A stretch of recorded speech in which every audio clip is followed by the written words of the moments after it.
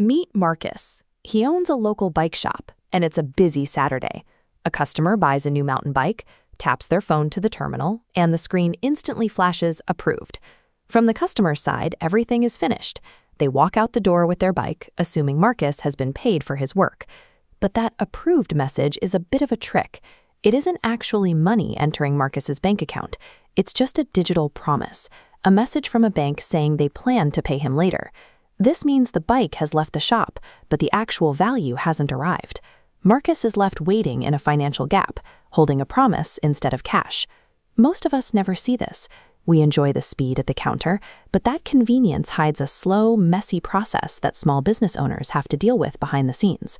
In the banking world, this delay has a name, T+3.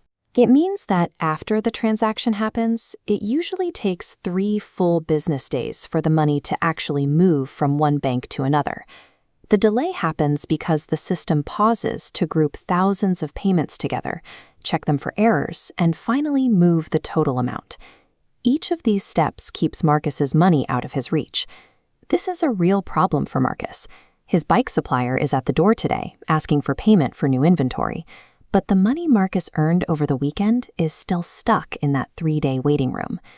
It's strange that we can send a high-definition video across the world in an instant, yet the money we use to run our lives still travels at the speed of a paper check. There is a way to fix this using something called an atomic ledger.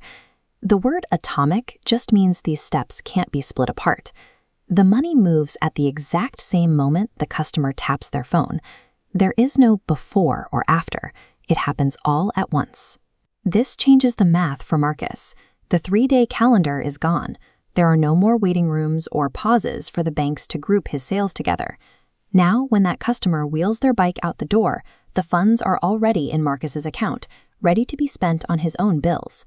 By making the payment and the delivery of the money happen at the same time, this system removes the risk of money getting lost or delayed in the mail.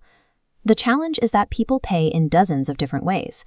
Some use traditional bank accounts, others use digital wallets, and some even use digital currencies. A central translator takes different incoming payments, whether from the same bank, external networks, or digital assets.